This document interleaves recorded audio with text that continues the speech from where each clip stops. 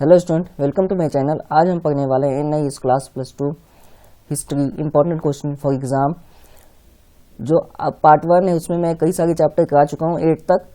यहाँ हम 9 से स्टार्ट करेंगे। Lesson 9, establishment and expansion of the Delhi सल्तनत। दिल्ली सल्तनत के विस्तार की पूरी कहानी की दिल्ली सल्तनत में मुगल कैसे हैं, ये सारी स्टोरीज है उसमें। लेकिन मुगल से पहले दिल्ली सल्तनत है। ये दोनों अलग अलग है, सेम नहीं है, याद रखना है। दिल्ली सल्तनत के वो अलग थे किंग्स, और मुगल के अलग थे, दो अलग अलग हैं, डिफरेंस है। तो ये आपने यहाँ पे पहले ध्यान रखना है। इस चैप्टर में स्पेशली जो इम्पोर्टेंट क्वेश्चन है सिर्फ मैंने वही सिलेक्ट किए हैं जो ऑलरेडी आ चुके हैं और जो इम्पोर्टेंट बहुत ज़्यादा है। Question number 1, examine the effect of Timur's invasion on the Delhi सल्तनत। दिल्ली सल्तनत पर तैमूर के आक्रमण के प्रभाव का परीक्षण कीजिए। आक्रमण कोई भी हो, प्रभाव पता ही आपको कितने टाइप से होता है, इकोनॉमिकल, ज्योग्राफिकल एंड सोशल। इन्हीं 3 टाइप से प्रभाव पड़ेगा किसी भी आक्रमण का या किसी भी वॉर का। यही एक आक्रमण का प्रभाव आपको देखने को मिलेगा। यहाँ भी कुछ ऐसा ही है, तो आपने आंसर रीड करना है और अगर एग्जाम में क्वेश्चन आता है तो आपने अच्छे से लिख के आने हैं। Question second, what was meant by Turki-e-Chahalgani, why was it introduced by Iltutmish. आज आपने सुना होगा डिपार्टमेंट वर्ड आप कॉमन है आज के टाइम, क्योंकि इंडिया में जितने भी काम होते हैं डिपार्टमेंट वाइज डिवीज़न है। स्कूल के काम अलग डिवीज़न है, कॉलेज के अलग हैं, आपके नॉर्मल जो काम होते हैं नगर निगम हो गए, जल विभाग हो गया, जल डिपार्ट हो गया, ऐसे डिपार्टमेंट वाइज ही सब काम को डिवीज़न किया गया। ऐसे ही सिक्योरिटी के लिए भी डिपार्ट बनाया गया, आर्मी अलग है, पुलिस अलग है, एनएसजी अलग है, तो सारे डिपार्टमेंट वाइज ही डिवीज़न है। वैसे ही कुछ इंफॉर्मेशन कलेक्ट करने के लिए जो इल्तुतमिश था उसने एक कमेटी बनाई थी, या एक प्रकार का ऐसा डिपार्टमेंट जहाँ पे सभी टाइप्स के व्यक्ति थे, हर एक डिपार्ट का एक इम्पोर्टेंट व्यक्ति।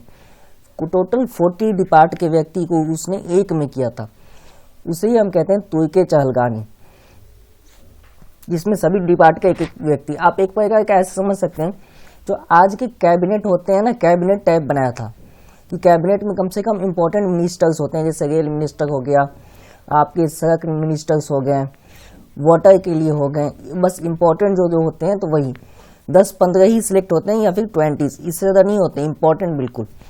यहाँ पे भी कुछ ऐसा ही है, आपको 40 अलग अलग डिपार्ट के व्यक्ति को सिलेक्ट किया गया और उसे ही नाम दिया गया तुर्की-चहलगानी। उस कमेटी को स्पेशली नाम दिया गया। और इसी पे क्वेश्चन है 4 मार्क्स में 17 में आने के चांसेस हैं, आपने करके जाने ही question. Question third, discuss the objects behind the market reform of Alauddin Khilji. बहुत ज़्यादा इंपॉर्टेंट क्वेश्चन है, ये 3-4 बार रिपीटेड है, पर यहाँ मैंने एक ही मेंशन किया है। ये आपके 19 में तो एग्जाम हुआ नहीं है, आपके 21 में एक बार आ चुका है, 22 में भी आ चुका है, और 2023 में भी चांसेस है इसके आने के। अब ऐसा नहीं है कि 10 नंबर में मैंने लिखा है तो 10 नंबर में ही आएगा, यहाँ पे 4 में भी आ सकता है। तो ये आपने ध्यान रखना है कि अगर 4 में आए तो थोड़ा कम वर्ड लिखने हैं, और अगर कुछ पॉइंट्स जो इम्पोर्टेंट नहीं है उसे स्किप करना है। अगर 10 में आता है तो एज इट इज लिखना है, कुछ भी चेंज नहीं करना है। मार्केट रिफॉर्मिंग पे सबसे बेस्ट काम थे अलाउद्दीन खिलजी के, तो ये आपने ध्यान रखना है कि वो रिफॉर्मिंग क्या क्या थी। जो आज के टाइम आप मार्केट देखते हैं तो मार्केट में चीज़ें फिक्स की गई कि इस साइड सब्जी है, इस साइड अनाज है, इस साइड जो नॉर्मली आपके जो नॉर्मल चीज़ें मिलती है, ड्राई फ्रूट्स है, तो उन सब चीज़ों के एरियाज फिक्स किए गए हैं मार्केट में। आप इंडिया के किसी भी स्टेट के बड़े मंडी में चले जाइए, वहाँ एक चीज़ आपको कॉमन मिलेगा कि एरिया फिक्स है। ये आज से नहीं किया गया, ये पहले से मुगल ने ही ये चीज़ें ठीक की थी कि वहाँ पे रिफॉर्मिंग करके गए थे कि कपड़े की मार्केट अलग होगी, मंडी की अलग होगी, जानवर जहाँ बिकते हैं वहाँ अलग होंगे, यहाँ तक कि दास को बेचने तक के लिए मार्केट बनाए थे अलाउद्दीन खिलजी ने। ये एक जो शासक होते हैं ना, रूलर्स, उन रूलर्स में सबसे इम्पोर्टेंट इसलिए माना जाता है क्योंकि मार्केट रिफॉर्मिंग पे किसी ने भी काम नहीं किए थे इसके अलावा, और खुद ही सारा चीज़ को ठीक करने का और उस पर ऑपरेट करने के लिए चाहिए था कमांड। तो ये एक रीज़न है यहाँ पे इम्पोर्टेंट क्वेश्चन इसलिए माना जाता है अलाउद्दीन खिलजी में। Lesson 10 establishment of the Mughal rulers. इसमें क्वेश्चंस ज़्यादा हैं, आज फटाफट क्वेश्चंस देखते हैं, बाकी आपने आंसर रीड करने हैं। How was Aurangzeb policy towards the Rajput different from that of Akbar. जो अकबर की थी राजपूतों से कनेक्शन और जो औरंगजेब की थी वो बिल्कुल डिफरेंस थी। अकबर का सिंपल था कि हमें यूनिटी बनाकर चलना है, चाहे वो किसी भी रिलीजन का, उससे कोई लेना देना नहीं है, हमें यूनिटी क्रिएट करना है। अगर किसी को सम्मान चाहिए तो सम्मान दो, पैसे से हेल्प चाहिए तो पैसे से हेल्प करो, बस नाम होना चाहिए मुगल शासन। इतनी थी अकबर की नीति। लेकिन औरंगजेब जब गद्दी पर बैठा, सीट पर बैठा तख्त संभालने के लिए, तो वहाँ जो नियम थे वो चेंज कर दिए। उसके थे सारे, जो औरंगजेब की नीति फिक्स थी कि जो भी काम होंगे वो सब के सब इस्लामिक नीति पे होगी, जरा सा भी कमी उसमें नहीं होनी चाहिए। बिल्कुल रिजिड बोलते हैं ना, रिजिड पॉलिसी अप्लाई की। तो इसी कारण राजपूतों से बात बिगड़ गए, उसके अलावा मराठाओं से बात बिगड़ गए, सिख से बात बिगड़ गए। औरंगजेब की यही कारण है कि औरंगजेब के टाइम सबसे ज़्यादा वॉर हुए थे। तो नीति यही आप समझ चुके हैं कि नीति कैसे डिफरेंस थी थॉट के लेकर, और जो आपके आइडियल जो थिंकिंग थी दोनों की डिफरेंस थी। एक की थिंकिंग थी यूनिटी पे काम करना, दूसरी की थी यूनिटी पे काम करना तो है लेकिन ये रूल्स होने चाहिए, तभी यूनिटी आ सकती है और तभी काम सही होगा। ये थी औरंगजेब की, उसने फिक्स कर रखा था चीज़ों को। तो यहाँ पे आप फिक्स करके चीज़ें ठीक कर नहीं सकते हैं, प्रॉब्लम ही क्रिएट हुआ था। Question second, discuss the emergency of new style in Mughal architecture during the region of Akbar and Jahangir.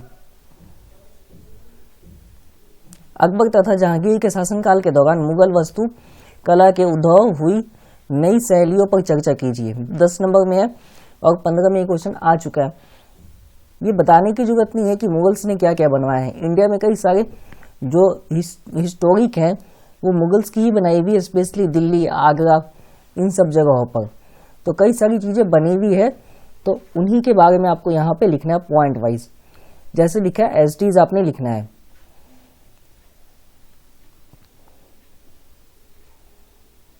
Question third, explain the role of Akbar in keeping the Indian people unified in his kingdom. अपने राज्यों में लोगों को एकत्रित करने में अकबर की भूमिका की व्याख्या कीजिए। यूनिटी सबसे मुश्किल काम होता है किसी भी शासक के लिए या किसी भी रूलर को यूनिटी लाने के लिए, खासकर वहाँ जहाँ सबसे ज़्यादा डाइवर्सिटी वाली सिस्टम है। इंडिया इकलौता ऐसा कंट्री है वर्ल्ड में जहाँ सबसे ज़्यादा डाइवर्सिटी है, चाहे एक रिलीजियस के लोग नहीं, कई रिलीजियस के लोग हैं, उसके अलावा ट्राइबल्स अलग हैं। तो इतनी डाइवर्सिटी के बावजूद अगर यूनिटी की बात कोई किंग कर रहा है या फिर यूनिटी पॉलिसी लेकर आ रहा है तो सच में किंग तो है ही। आज डेमोक्रेसी है तब भी हम कह सकते हैं कि इंडिया में कहीं ना कहीं इशू फिर भी होते हैं। तो आप खुद सोच सकते हैं कि इतनी जो विविधता वाले कंट्री में भी अगर कोई यूनिटी की बात कर रहा था तो उस टाइम कितना एडवांस थिंकिंग था। तो ये यूनिटी के लिए बात की गई, अलग अलग लोगों को मिलाए गए, मर्ज किए गए, तो ये सारे स्टेप्स लिए गए थे। उसके बाद अकबर की जो नीति थी एकत्र करने की, ऐसी ही की गई। जिन राजाओं के बीच मतभेद थे वो खत्म कराए गए और जिनके मतभेद नहीं थे उनके व्यापार के रूप में कनेक्टिविटी बढ़ाई गई। तो ऐसी टोटल सोसाइटी को किया गया। उसके अलावा इंडिपेंडेंट किया गया कि हाँ, कोई भी राजा किसी भी राजा के दबाव में नहीं शासन चलाएगा, सब अपने एरिया के अकॉर्डिंग मुक्त हैं, पूरी तरह फ्री हैं। ये था। Question 4, why is the advent of Babur in India consider significance. Babur का भारत आगमन 1526 महत्वपूर्ण क्यों माना जाता है? बाबर आता ही नहीं तो मुगल आते ही नहीं। मुगल बाबर आया तभी तो मुगल आया ना, तो इसलिए इम्पोर्टेंट माना जाता है। तो बाबर जब तक आया नहीं तब तक मुगल स्थापित भी नहीं हुआ था, तो इसलिए इम्पोर्टेंट पॉइंट है ये 12 में क्वेश्चन आया हुआ है, रिपीट हो सकते हैं, तो आपने ये क्वेश्चन करके जाना है स्पेशली। ये एक कंफ्यूजन वाला क्वेश्चन है, क्योंकि ये क्वेश्चन नॉर्मली बुक के टॉपिक के रिगार्डिंग है, तो आने के चांसेस 50-50 हैं। तो आपने बस ऐसी है, मुगलों और बीजापुर तथा गोलकुंडा के बीच 1636 में 36 के समझौते ने मुगलों की दक्कन नीति को कैसे एक नया आधार प्रदान किया। ये इसलिए था दक्कन नीति क्योंकि अब बीजापुर गोलकुंडा आपस में ही लगे थे, तो मुगल का व्यापारिक तंत्र सही से नहीं चल पा रहा था उस एरिया में। तो उस एरिया में चलाने के लिए इनकी यूनिटी चाहिए थी। अब शॉर्टकट में आपको चीज़ों को समझाने की कोशिश करते हैं। अगर यूपी बिहार के लेबर्स ही आपस में लड़ते रहेंगे तो फिर कहीं भी इंफ्रास्ट्रक्चर या कंस्ट्रक्शन के काम में उनका कॉन्ट्रीब्यूशन ही नहीं हो पाएगा। तो कहीं ना कहीं यूनिटी दिखानी पड़ती है, दोनों को एक टर्म दे दिया जाता है सोसाइटी में, ताकि वो जब उनसे काम लिया जाए तो उनके में आपसी मतभेद ना हो। ऐसे ही यहाँ पे बीजापुर और गोलकुंडा में भी सेम था। इन दोनों राजा को एक किया गया, जो उनकी एग्रीमेंट बनवाए गए, एग्रीमेंट के अकॉर्डिंग सब कुछ फिक्स किया गया। यही रीज़न था कि जो व्यापारिक सिस्टम थे, बिजनेस सिस्टम, इकोनॉमी, जो आपके सोशल सिस्टम थे, उसको ठीक करना था। तो यही रीज़न था मुगल ने ये नीति अपनाई। और बाद में ये नीति को चेंज भी किया गया, ऐसा नहीं नीति फिक्स ही था, बाद में ये चेंज किया गया, यहाँ लिखा गया। तो आपने ऐसे ही ये क्वेश्चन करना है। क्वेश्चन 6 इंपॉर्टेंट है, ये ऑलरेडी आ चुका है, आपने देखा ही है। तो हुमायूं ने किन किन प्रॉब्लम को फेस किया था, ये क्वेश्चन 22 में है। तो ये सारे प्रॉब्लम्स लिखे हुए हैं कि किन किन प्रॉब्लम को फेस किया हुमायूं ने जब मुगल इंपीरियर आया इंडिया में तब। तो हुमायूं के प्रॉब्लम्स ही आपको बताने हैं, पॉइंट वाइज है 10 मार्क्स में, तो आपने 5 पॉइंट लिख देने हैं। Question chapter 11, emergency of regional state in India 12th to 18th century. अब यहाँ पे लिखा है कि क्वेश्चन, जैनुल आबदीन कश्मीर के शासक को कश्मीर का अकबर क्यों कहा जाता था। सेम क्वेश्चन रिपीटिंग है, थोड़ा सा घुमाया गया 2 नंबर में, और 13 में फिर 16 में ये क्वेश्चन आया हुआ है। तो इस चैप्टर से क्वेश्चन इंपॉर्टेंट यही है, और दूसरा क्वेश्चन ये है। तो पहले वाले का आंसर इतना ही लिखा हो गया, बस 2 लाइन में ही आपने कंप्लीट कर देना है। Question 2, explain any 4 characteristics of regionalism in India. Regionalism आपको पता होगा, रीजन के अकॉर्डिंग जो टर्म यूज होते हैं, जैसे यूपी वाले, बिहार वाले, हरियाणा वाले, ये वर्ड है, ये टर्म है, इन्हीं टर्म्स को हम बोलते हैं रीजनलिज्म। एक रीजन के अकॉर्डिंग जो टर्म है, तो एक रीजनल की आपको कैरेक्टरिस्टिक्स बतानी है बस, कि क्या क्या होते हैं। तो वहाँ स्पेशली लैंग्वेज होंगे, कल्चर होंगे, और बिजनेस हो गया, बस यही होंगे। इसी को आपको एक्सप्लेन करना है एज ए हिस्टोरिक पॉइंट, ऐसे नहीं अभी का रिप्रेजेंट के अकॉर्डिंग नहीं, एज ए हिस्टोरिक पॉइंट। वहाँ अगर किसी रीजन का आप एग्जाम्पल दे गए तो वहाँ के कुछ टेम्पल्स की आप एग्जाम्पल दे सकते हैं जो वहाँ स्पेशल है, कुछ वहाँ के कल्चर के, ये लिख सकते हैं। बाकी जैसे मैंने आंसर लिखा आप ऐसे भी लिखें तो मार्क्स पूरे मिल जाएंगे आपको।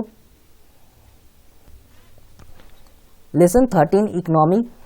इकोनॉमी किसी भी सब्जेक्ट में बहुत इंपॉर्टेंट है, चाहे आप हिस्ट्री पढ़ें या ज्योग्राफी या सोशियोलॉजी या पॉलिटिकल। विदाउट इकोनॉमी सर्वाइव ही नहीं कर सकता कोई भी सब्जेक्ट। हिस्ट्री में इकोनॉमी इसलिए थी कि बिना इकोनॉमी के काम कैसे होता था, क्योंकि किसी भी काम के लिए, सर्वाइवल के लिए एक रूप बनाया गया था, इकोनॉमिक सिस्टम, यानी पैसे के द्वारा, वस्तुओं के द्वारा, एग्रीमेंट के द्वारा, इन्हीं बेस पे काम हो ही रहा था। तो उस टाइम भी इकोनॉमिक्स इंपॉर्टेंट थे, हिस्ट्री में भी, आज भी इकोनॉमिक सिस्टम इंपॉर्टेंट है। तो इसीलिए यहाँ पे जो हिस्ट्री के चैप्टर है उसमें भी इकोनॉमिक्स बहुत इंपॉर्टेंट है। Question 1, in medieval India what was the difference between खेत बटाई एंड लैंग बटाई। ये खेत को बांटने के तरीके थे, तो यही आपने रीड करना है, मैंने चैप्टर में ऑलरेडी समझा दिया आपको। 15 में क्वेश्चन आया हुआ है। लेसन 13 हिस्ट्री है, अगर जिसने फर्स्ट टाइम देखा है तो चैप्टर अगर टाइम है तो आप यहाँ पे डायरेक्ट समझ सकते हैं वहीं पे जाकर। यहाँ पे मैं आपको सिर्फ क्वेश्चन ही समझा रहा हूँ और उनके टर्म्स। क्वेश्चन 4, और कोई क्वेश्चन इस चैप्टर से इंपॉर्टेंट है नहीं, 2 ही है। What does the word bill means. Bill means money bill सुना होगा, बजट बिल सुना होगा, रेल बजट सुना होगा, ये सब बजट है ना, ये एक प्रकार का बिल ही है। लिखित दस्तावेज को ही हम बिल बोलते हैं। लेकिन उस वक्त हिंदी में आपने स्पेशली देखना है, हुंडी वर्ड अगर आपको दिखता है तो आंसर सेम लिखना है। जो हम लोन लेते हैं ना पैसे आज के टाइम, तो लोन लेते हो एक एग्रीमेंट कराई जाती है, बैंक से लिया तो भी, अगर किसी अदर पार्टी से लेते हैं तो भी एक एग्रीमेंट बनते हैं। उस एग्रीमेंट में टर्म एंड लोन परसेंटेज लिखा होता है कि आपको कितना परसेंट पे करना है उस पैसे का, और पूरा पैसा तो पे करना ही है। तो टोटल पैसा आपको कितना पे करना है, 10% है तो 10% लिखा होगा, 15 है तो 15, 7% है तो 7%। तो ये लोन का ही एक प्रकार का एग्रीमेंट था, तो ये लिखा हुआ एक प्रकार का, तो आपने यही लिखना है। जो लोन के डॉक्यूमेंट होते हैं ना, उसे ही बोला गया यहाँ पे वर्ड बिलीमिंग्स। 16 में क्वेश्चन है, इजी आपने ही करके जाना है। Lesson 14 culture and development in medieval India.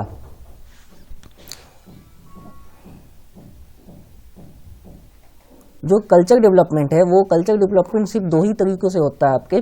एक खान पान रख सकते हैं, एक आपके जो संतों के विचार है, दो तरीके से, खान पान रहन सहन, और दूसरा डिवीजन आप कर दीजिए संतों के विचार।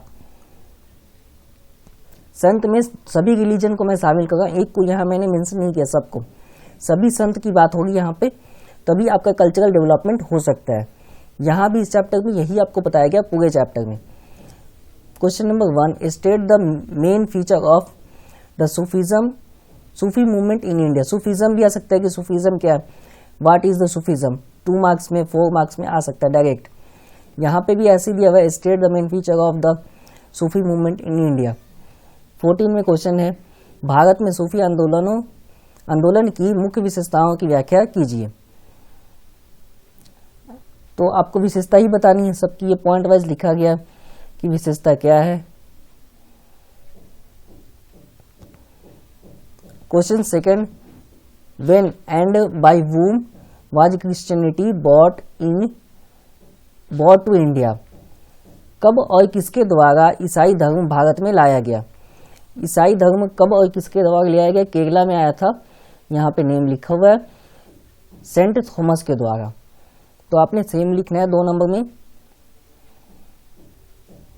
क्वेश्चन थर्ड, प्रारंभिक मध्यकाल में भक्ति आंदोलन सुधार और पारंपरिक भक्ति आंदोलन और परिवर्तन के आंदोलनों का प्रदर्शित को करता है। उत्तर भारत के भक्ति आंदोलन के उदाहरण लेकर इस कथन का परीक्षण कीजिए।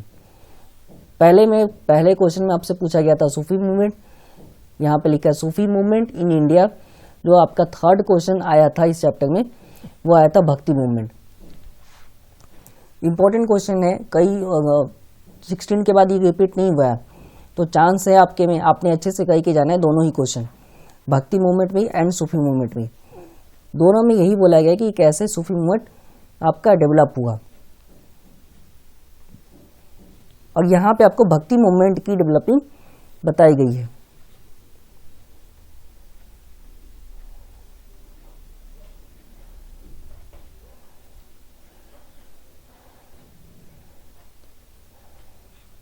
तो लेसन 14 कंप्लीट है। लेसन 15 देखते हैं, understanding 18th century India.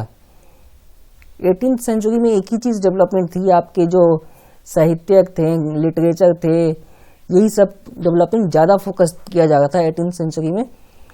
Examine the contribution of ancient Indians in the field of literature. 11 में क्वेश्चन है 10 मार्क्स में।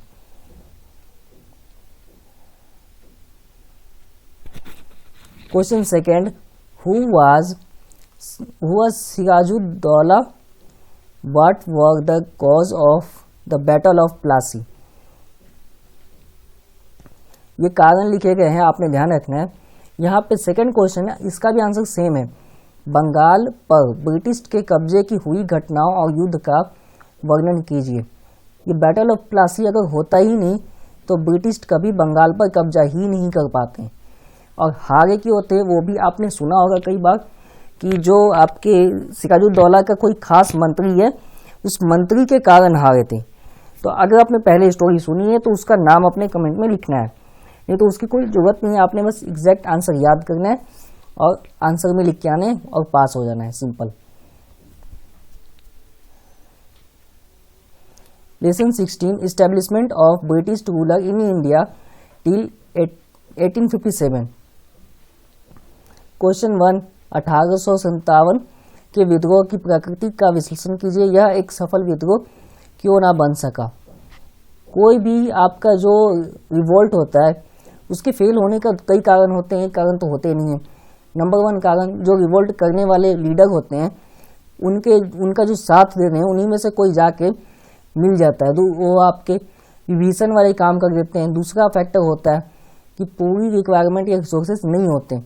तीसरा कारण होता है टाइमिंग सही नहीं होती है, या तो टाइम से पहले रिवोल्ट की तैयारी हो गई या टाइम से बहुत बाद में। तो ये 2 सिचुएशन होते हैं। उसके अलावा जो होते हैं कि सामने वाले को पहली इतना ज़्यादा पावरफुल है और आप हैं नहीं उतने पावरफुल, तो रिवोल्ट में आपका फेल होना तय है। इन्हीं कारण से कोई भी रिवोल्ट फेल होता है। यहाँ भी ऐसी कारण लिखे गए हैं, ये सारे पॉइंट में रीजन ही लिखा गया है स्पेशली। अगर ये क्वेश्चन 10 नंबर में आया तो एज इट इज लिखना है, कुछ भी चेंज नहीं करना है। अगर ये क्वेश्चन 4 नंबर में आता है तो आपने सीधा जो लास्ट में पॉइंट लिखे गए उतना ही लिखना है और थोड़ा सा अपने हिसाब से डेफिनेशन बना लेनी है स्टार्टिंग में। Question 2, explain any 4 cause of the failure of the revolt 1857। यहाँ पे आपको 4 मार्क्स में, तो यहाँ मैंने डायरेक्ट पॉइंट को लिखा है, आपने देख ही लिया। Question 3, influence of western ideas was clearly visible in the economic and administrative policies of Lord Cornwallis. Explain the statement with examples. Lord carnival की आर्थिक तथा प्रशासनिक नीतियां पश्चिम विचारधारा से काफी प्रभावित थी। उदाहरण देकर इस कथन को स्पष्ट कीजिए। इंडिया में ब्रिटिश रूल हो गए थे तो जितने भी थॉट थे सब के सब विचारधारा पश्चिमी विचारधारा थे, वेस्टर्न थॉट ही थे। सीधा सा एग्जाम्पल यहीं से है। तो वेस्टर्न थॉट थे, व्यक्ति वहीं का है तो उसके विचार भी तो वहीं के होंगे ना। अब यहाँ पे आपसे पूछा गया है कि प्रभावित थे, तो ऐसे कौन कौन से टर्म्स थे या थॉट थे जो इस बात को प्रूफ कर देगा। अगर घटना है तो वो भी आपने लिखनी है स्पेशली। तो यहाँ पे पूरा आंसर आपको एक्सप्लेन किया गया है, तो आपने अच्छे से रीड करना है और प्रैक्टिस करनी है। Lesson 17, economic effect of British colonialism. Colonialism किसी भी कंट्री पर होगा तो कई सारे इम्पैक्ट पड़ते हैं, एक नहीं। यहाँ पे जो इम्पैक्ट पड़े उसके अकॉर्डिंग जो क्वेश्चन आया हुआ है वो लिखा हुआ है। Explain how the policy of free trade introduced by the British completely changed the nature of the Indian economy. व्याख्या कीजिए कि ब्रिटिश द्वारा लाई गई मुक्त व्यापार की नीति ने किस प्रकार भारतीय अर्थव्यवस्था के स्वरूप को पूर्ण बदल दिया। यहाँ पे आपको लग रहा है कि फ्री ट्रेड करके ब्रिटिश ने ज़्यादा अच्छा काम किया कि हाँ मुक्त बाजार है, कुछ भी आप बेच सकते हैं। ये ब्रिटिश के लिए ही था, क्योंकि ब्रिटिश ने अपने जो इंडियन रॉ मटेरियल उसको खरीद लिया और रॉ मटेरियल से जो न्यू मटेरियल्स बना उन्हें इंडियन मार्केट में ही बेचा। तो देखते देखते इंडियन मार्केट पर भी कब्जा हो गया इसी नीति के कारण। अगर ये नीति नहीं होती फ्री ट्रेडिंग की तो कोई भी आके बेच ही नहीं सकता था। सबको लाइसेंस पास कराने होते, रूल्स पास कराने होते, कंफर्मेशन होता तब बेच सकता था। उसके बाद और इस नीति में ऐसा तो था नहीं, कोई भी ट्रेडिंग कर सकता था इजीली। और इसमें एक दो चीज़ें और थी कि जो वेस्टर्न थे उनके लिए ट्रेड पे कुछ भी सिस्टम कुछ भी ऐसा था नहीं रोक टोक, और इंडियन के ट्रेड में बहुत सारे रोक टोक थे, कस्टम ड्यूटीज थी, ये सब देना हुआ था। तो यही रीज़न था कि इंडियन जो मार्केट सिस्टम है, ट्रेड सिस्टम, वो इसी कारण खराब भी हुआ था, इस एक नीति के कारण। रूलर कोई भी हो, अगर पॉलिसीज अच्छी बनती है तो डेवलपमेंट होगा, पॉलिसीज अच्छी नहीं बनेगी तो डेवलपमेंट नहीं होंगे, सीधा का सीधा विनाश ही हो जाएगा अगर पॉलिसीज खराब हुआ तो। ये एक रूल बनाई गई है कि जब तक आप किसी कंट्री के किंग हैं, वॉरियर हैं या रूलर हैं, तो अगर आप पॉलिसीज अच्छी बनाते हैं तो डेवलपमेंट 100% होगा। यही है, बाकी ऐसे 100% नहीं हो सकता है। लेकिन ब्रिटिशर्स थे बिजनेस माइंडेड, उनका था हर तरीके से हमें बिजनेस करना है इंडिया से बस, और हमारा प्रॉफिट 100 नहीं 200% होना चाहिए। यही रीज़न है कि जो इंडियन ट्रेडिंग सिस्टम है उसका बहुत बुरा हाल हुआ, ये क्वेश्चन 2 बार रिपीटेड है 17 एंड 2022 में। ये 22 में और 17 में 2 बार आ चुका है, 10 नंबर में ही आया हुआ है। कृषि के व्यावसायीकरण भारतीय अर्थव्यवस्था पर क्या प्रभाव पड़ा, स्पष्ट कीजिए। What was the effect of commercialisation of agriculture on Indian economy. तो ये सारा इफेक्ट लिखा हुआ है टोटल, आपने रीड करना है। बाकी मैंने ये चैप्टर में ऑलरेडी करा चुका हूँ, तो अगर आपको वो समझना है तो आप वहाँ समझ सकते हैं। यहाँ मैंने आपको बस क्वेश्चन एक्सप्लेन किए हैं।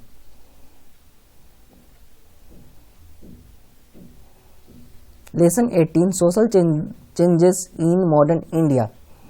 Describe the growth of the press and journalism in India in the 19th century. Why were Lord Lytton measures to curb the freedom of press considered? यहाँ पे सीधा आपसे एक क्वेश्चन पूछा गया जो प्रेस के लिए था, यानी कि जो चीज़ें छापी जाती है न्यूज़ में, जैसे गवर्नमेंट क्या वर्क कर रही है, गवर्नमेंट के एक्शन क्या है, पॉलिसीज कितनी अच्छी है, गवर्नमेंट के पास कितना पैसा है डेवलपमेंट के लिए, अगली नीति किस कम्युनिटी को बेस्ट जो फ़ायदा पहुंचेगा पॉलिसी से, ये सब। लेकिन उस टाइम ऐसा नहीं था। जब ब्रिटिशर्स थे तो एक लॉर्ड थे लिटन, उन्होंने एक पॉलिसीज पास किए, वो थे पॉलिसीज वर्नेकुलर प्रेस एक्ट। यहाँ पे अगर आता है आपको ये वर्ड वर्नेकुलर प्रेस एक्ट तो सेम आंसर होगा, बाकी ये क्वेश्चन आता है तब भी यही आंसर लिखना है। इन दोनों के क्वेश्चन में सेम आंसर होगा। वर्नेकुलर प्रेस एक्ट का यही था कि आप ऐसा कुछ भी नहीं छाप सकते जो गवर्नमेंट के खिलाफ हो। इवन गवर्नमेंट की काम भी आपको छापनी है तो पहले गवर्नमेंट के ऑफिसर को चेक करानी पड़ेगी, ये रूल था। तो प्रेस जो थे फ्रीडम वो बिल्कुल नहीं था। तो यहाँ पे पूरा लिखा गया डिटेल में, आंसर में भी यही लिखा गया वर्नेकुलर प्रेस एक्ट। क्वेश्चन में ये वर्ड डायरेक्ट आ सकते हैं, यहाँ पे ऐसे डायरेक्ट क्वेश्चन नहीं है। अगर आता है ये वर्ड तो आपने सेम लिखना है। Question second, discuss the impact of the charter act of 1813 and 1833 of privilege of east India company and the British commercial relations with India. 15 में क्वेश्चन है 4 मार्क्स में। 1813 तथा 1833 के चार्टर एक्ट द्वारा ईस्ट इंडिया कंपनी के एकाधिकार तथा British के भारत के साथ व्यापारिक संबंधों पर पड़े प्रभाव की चर्चा कीजिए। जो चार्टर एक्ट था उसके भी कई सारे इम्पैक्ट पड़े हैं इंडियन सिस्टम पर, और वो सब आपको यहाँ पे आंसर में मैंने लिखा है। आपने इतना ही लिखना है, इससे ज़्यादा नहीं लिखना है, नहीं तो मार्क्स आपके कट जाएंगे। 4 मार्क्स में है। Question third, by whom was the vernacular press act. से पहले वाले क्वेश्चन में सही है।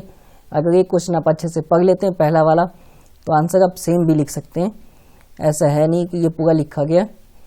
नेक्स्ट क्वेश्चन देखते हैं सीधा। Hunter commission, describe the main feature of the Hunter commission. Hunter commission की मुख्य विशेषताओं का वर्णन कीजिए। Hunter commission specially education system पे था। जो इंडिया में सिस्टम चल रहे थे कल्चरल, जो आपके गुरुकुल वाले सिस्टम थे उसको खत्म करने के लिए लाया गया कमीशन, और यहाँ पे सीधा सिस्टम ला दिया गया ब्रिटिश एजुकेशन वाले, पूरा प्राइमरी सेकेंडरी उसके अलावा जितनी भी थी पूरी ट्रांसफॉर्म करने की कोशिश की गई इस पे, और कुछ हद तक ब्रिटिश कामयाब भी हुए हैं। 14 में है 10 मार्क्स में, आपने इतना ही लिख देंगे तो आपको मार्क्स मिल जाएंगे। बाकी ये पूरा लिखा हुआ है, अगर पूरा लिखते हैं तो फिर तो पूरे पूरे मार्क्स मिलेंगे, ऐसा है नहीं एक भी मार्क्स कटेंगे आपके।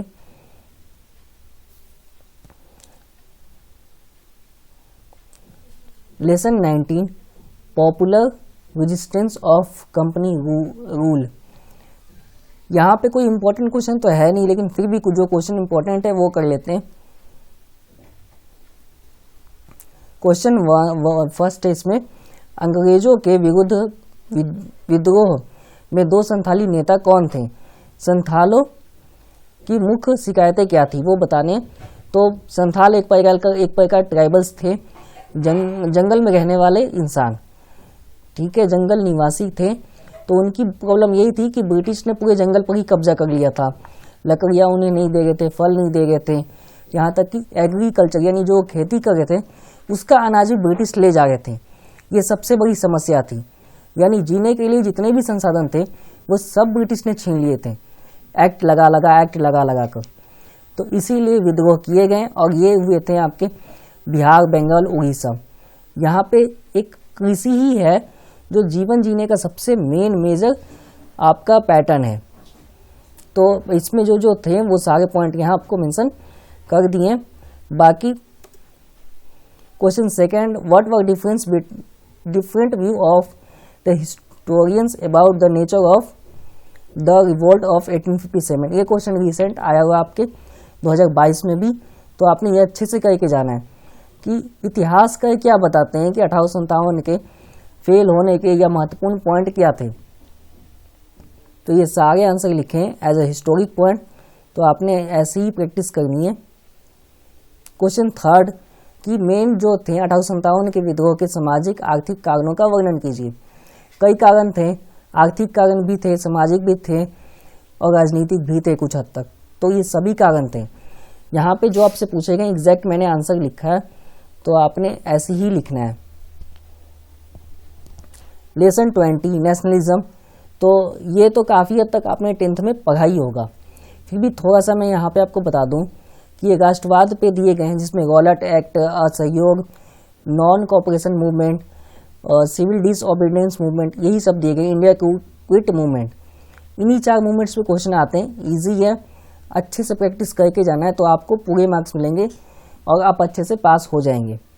रॉलेट सत्याग्रह गांधी जी द्वारा क्यों शुरू किया गया था, इसका महत्व क्या है, तो यही बताने हैं आपने 13 में 4 मार्क्स में।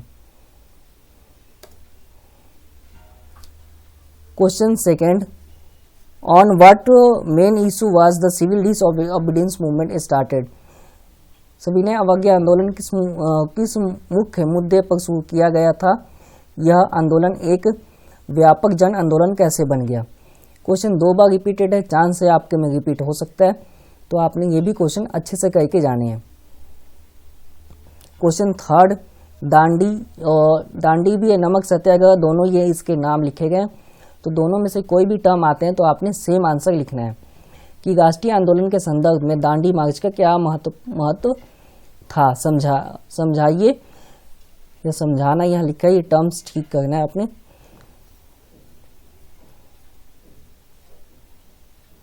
Question fourth, under what circumstances was the non cooperation movement launched, what were its aim. असहयोग आंदोलन किन परिस्थितियों में शुरू किया गया था, इसके उद्देश्य क्या थे। असहयोग शुरू करने का एक ही मोटिव था कि ब्रिटिश के सभी काम इंडियन सहयोग दे गए, मतलब डिपार्टमेंट में इंडियन व्यक्ति है हर जगह, आर्मी में इंडियन व्यक्ति थे, तो अगर इन सब पे स्टे लगा दिया जाए तो पूरा का पूरा शासन इंडियन को वापस मिल जाएगा, यही मोटिव था। यही आपको लिखा भी गया आंसर में,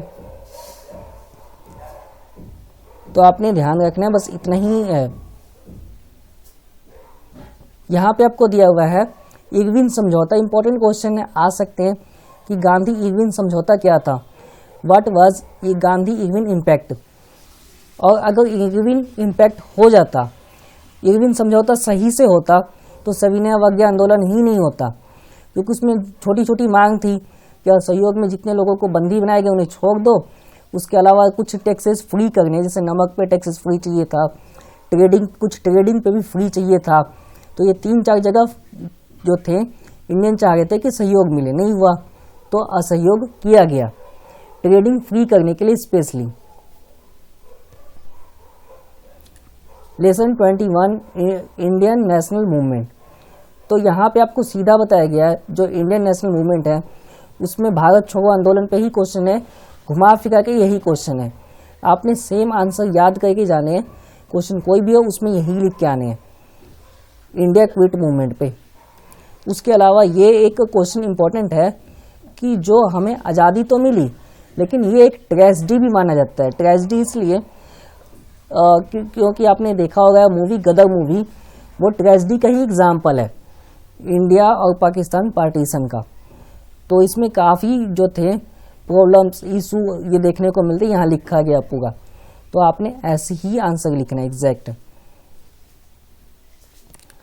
क्वेश्चन थर्ड, महात्मा गांधी ने 1919 से 47 तक भारतीय राष्ट्रीय और राजनीतिक परिदृश्य पर अपना दबदबा कायम रखा और भारतीय राष्ट्रीय आंदोलन को एक जन आंदोलन बना दिया।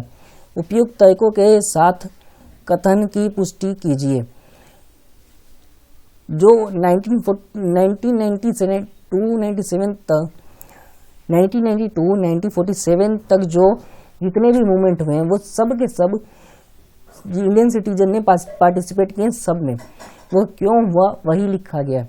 तो एग्जाम्पल के अकॉर्डिंग ही मैंने समझाया शॉर्ट में, तो आपने ऐसे ही लिखना है आंसर। तो एंड ऐसे ही किया गया है।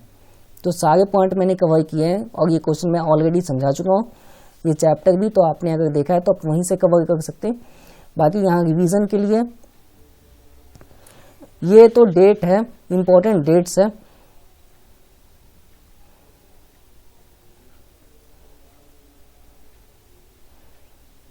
ये सारे इंपॉर्टेंट डेट है। तो आपके जो हिस्ट्री के इंपॉर्टेंट क्वेश्चंस थे वो मैंने करा दिए पार्ट 1 पार्ट 2 में, 2 पार्ट में कराए हैं, पूरे चैप्टर कवर किया है। आई होप इतने क्वेश्चन अगर कोई स्टूडेंट करके जाता है तो उसके फेल होने के चांसेस तो बिल्कुल खत्म हो जाएंगे और पास होना कंफर्म है। उम्मीद है वीडियो पसंद आया होगा और इससे आपको हेल्प मिलेगी। जो विद्यार्थी नए हैं चैनल को सब्सक्राइब करें। कोई क्वेश्चन है तो कमेंट में पूछिए, जो पूछते हैं उन सभी को धन्यवाद। वीडियो को लाइक कीजिए और अपने फ्रेंड्स को शेयर कीजिए ताकि इसमें जो फेल होने की धारणा है वो बदली जा सके। वीडियो देखने के लिए धन्यवाद।